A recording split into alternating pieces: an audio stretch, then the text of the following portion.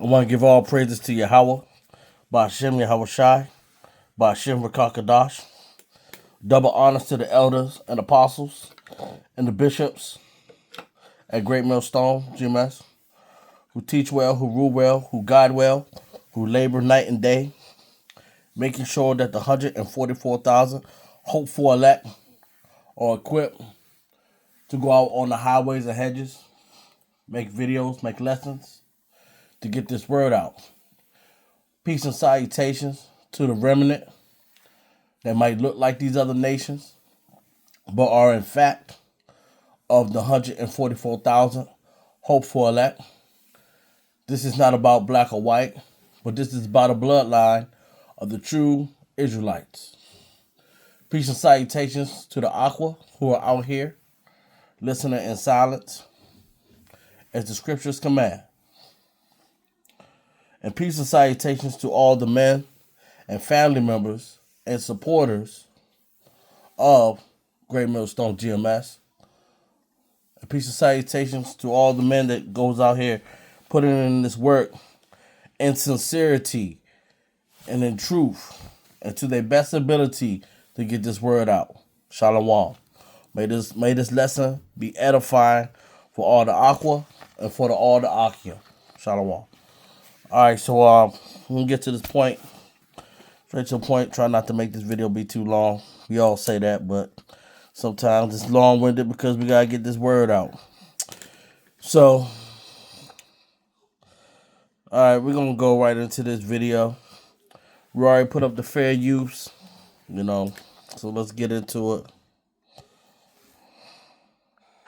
What are we getting wrong about this? Why should we keep looking at it? Well, look, anytime you have experts in the national security arena either disappearing or in some cases dying prematurely and not necessarily a natural way, we have to look at this very closely. We can go back even to the 1940s during the Manhattan Project when we knew Russia was trying to target a lot of our scientists and try to learn some of our atomic secrets. This is nothing new. The Manhattan Project. So Manhattan Project is true.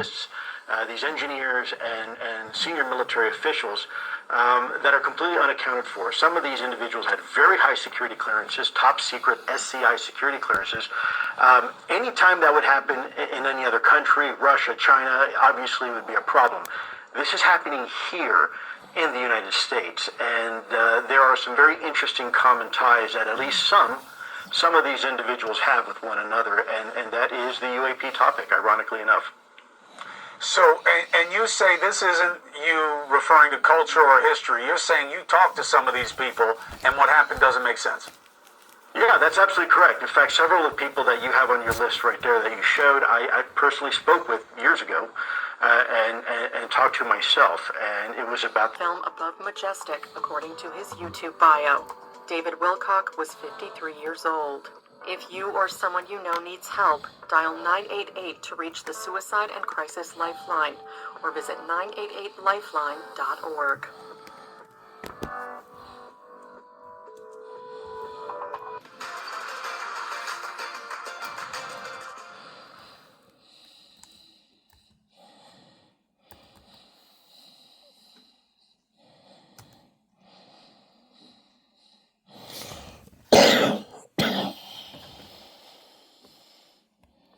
Phil Snyder.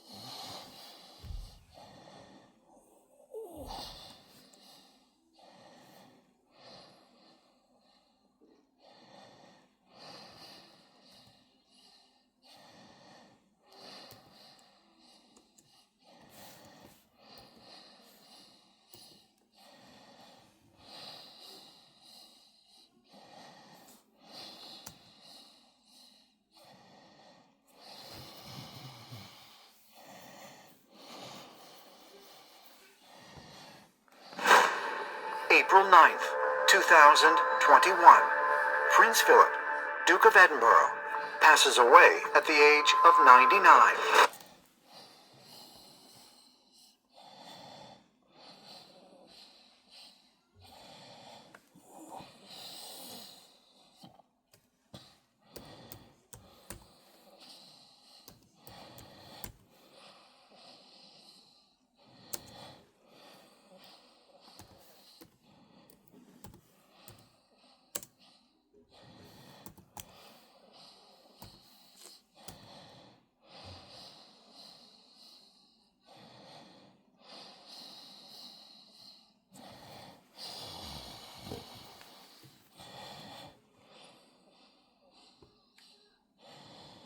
Welcome to Clear Creek Siding. Thank you for stopping by. Today I would like to share with you a little bit about our insulated Alright guys, welcome back to the channel. So this is going to be 2 videos of Phil Schneider. If you guys don't know, he's the one that said he had worked on DUM or Defense Underground Military Bases and at some point in time had engaged in alien beings. And then he started looking at some of the black projects that our government has. So that's what these videos are going to... So he's saying he's seeing guns and saying he's seeing graves. Let's bring this back, man. About 400 or 500 years. Had been one of their internal bases. And we drilled holes right on top of it. All the stinking air, all the black sooty air came right out as soon as the first hole was sunk and all this soot came up. And, well, that's when all the hell broke loose, really. All started. Anyway, after we drilled all 4 holes, it took about 2 days to drill all 4 of them. And when you build an underground base, you drill 4 basic holes, and then you build called stopes or cross-member holes across, and then you use blasting equipment, special blasting equipment by the analyzation of the rock formation, and you literally blast out or tunnel out or deflagrate or melt rock out to build the large rooms that are required for this underground base. Well, in this process, I was lowered down the basket of one of these holes, and about from me to this elderly woman here in the front was sitting a 7-foot-tall alien gray. The stench was worse than the worst garbage can you can imagine. The person or the entity was absolutely horrible. I didn't waste any time. I reached for my pistol. At that time, as an engineer, I didn't have time to carry all the fold roll of one of these big submachine guns that all the sea spray and the yellow fruit and all the outer perimeter and inner perimeter security people carried. I carried an old Walter PPK pistol with a 9-shot clip. This is in late August of 1979. Now, you got a regular suit of clothes, you got a regular clothes on, plus you're in almost like a spacesuit environment, and you're reaching for a gun. It's not the easiest thing to do, and then to pop a clip in it and start shooting. And I killed 2 of them. Yes, they're mortal, and they do die. However, in the process, one of them did this. All I remember is that he just kind of waved his hand in front of his chest, and the next thing I know, this blue beam hit me and just literally opened me up like a fish. And burnt my fingers right off of me. And it was some form of electrical force because the kind of like being hit by a lightning bolt burned all my toenails off of me. Completely crispy crittered my left foot. Burnt the shoe right off of me. All I remember is the smoking remains, and I'm still conscious, but in and out of, and didn't remember much. And there was a Green Beret that was right behind me that risked his life. In fact, he died. But he risked his life. He shoved me back in the basket and hit the button and took me up. And I wouldn't be alive talking to you today if it wasn't for him. I'm forever indebted. He lost his life. Marxist government. Now, the Carter administration was one extreme, and then we came into the Reagan administration, yet nothing changed. Nothing changed. What you're saying is that no matter what the political leanings, they seem to be playing the same game. As long as you're playing their game, it doesn't matter who you vote for, who you put in office. They all belong to the other side. They're the pockets of the Illuminati. When you quit electing professionals, professional politicians. When you quit electing the guy who looks nice on television because he speaks good and he looks like the guy you wanted to marry or something like that, you're playing right into their hands. You know, they've made it so impossible for another Abraham Lincoln to get elected to the office of president. I saw come up out of the ocean, from beneath the surface of the sea, a huge disc-shaped craft about the size of a Midway-class aircraft carrier. Milton William Bill Cooper, a former Navy serviceman and later a famed conspiracy theorist, claimed that in 1966, while aboard the USS Tiru, he and other crew members witnessed a craft he described as larger than a football field, sometimes even described as the size of an aircraft carrier, repeatedly enter and exit the sea. According to Cooper, this metallic machine-like object would tilt on its axis and vanish into the sky, and its maneuvering was unlike anything known to man at the time. He reported that the incident was witnessed by several shipmates and even photographed, but they were ordered by superiors to never speak of it. I saw come up out of the ocean. Basically, what I was going to say is this. All these people are in on it.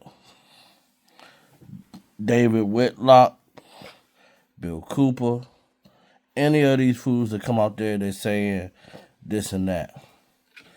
You best believe they're going to try to pull this fake alien agenda along with the MOTB so they can usher in this new world government, because that's what they want to do. But it's still not going to take